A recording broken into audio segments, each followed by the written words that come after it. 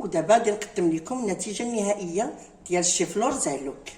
صدقوني راه تجي وصفه لذيذه وبنينه وزوينه. السلام عليكم ومرحبا بكم في مطبخ امين. الاقتراح اليوم الشيف لور زعلوك. انا بعد ما نقيتو وقطعتو على شكل وريضات وغسلتو بطبيعه الحال، انا غادي ندير الماء يغلي وغادي نديرو يتسلق. ودابا بعد ما غلى الماء غادي ندير الشيف لور يتسلق وندوز باش نوجد شرموله. صدقوني راه وصفه تجي لذيذه وبنينه ووصفه قديمه ديال جداواتنا، وغادي ندير لكم واحد التتبيله اللي تيجي بها لذيذ ورائع.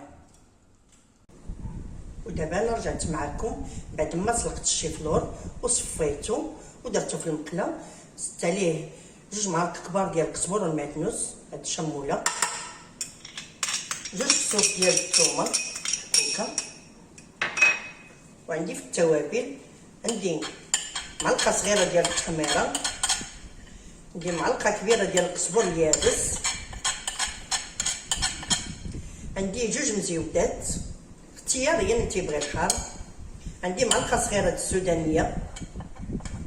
صدقوني راه تجي وصفه رائعه ولذيذه ووصفه موسميه، بما ان وقت البرد هذا والشيف لور موجود احنا درنا هاد الوصفه هذه.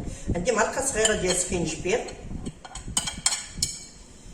عندي معلقه صغيره ديال الكمون،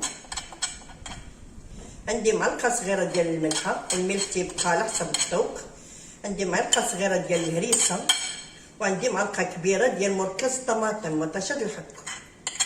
تتعطيها واحد البنه وتتعطيها واحد اللذه زوينه، وتنزيد زيت العود اللي تتعطيها بنه لهاد الطبق ديالنا. الزيت انا تندير عيني ميزاني، انا ما تنعبرش الزيت حيت كاين اللي تيبغي الزيت بزاف وكاين اللي تيبغي الزيت قليله، كل واحد تيدير على حساب داكشي اللي تيبغي واللي تيفضل.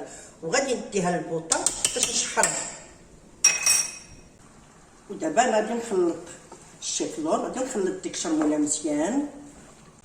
بعد ما خلطت الشرموله بملعقه خشبيه خديت هذه الاله هذه اللي تدير زعلوك، تدير بنجال زعلوك، تدير كيزو زعلوك، تدير اي حاجه بغيتي ديريها زعلوك تستعمليها. هذه اللي عنده، اللي ما عندوش غير ملعقه خشبيه راه تقضي الغرض.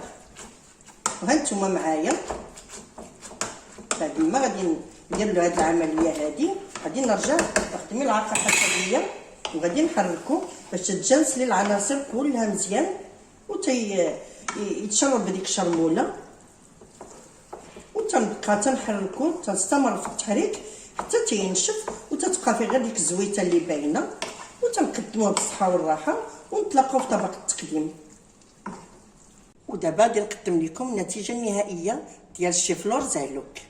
صدقوني راه تجي وصفه لذيذه وبنينه وزوينه، وديروها بنفس الطريقه باش درتها انا، وردوا عليا في التعليق ديالكم، ونتمنى الوصفه ديالي تعجبكم.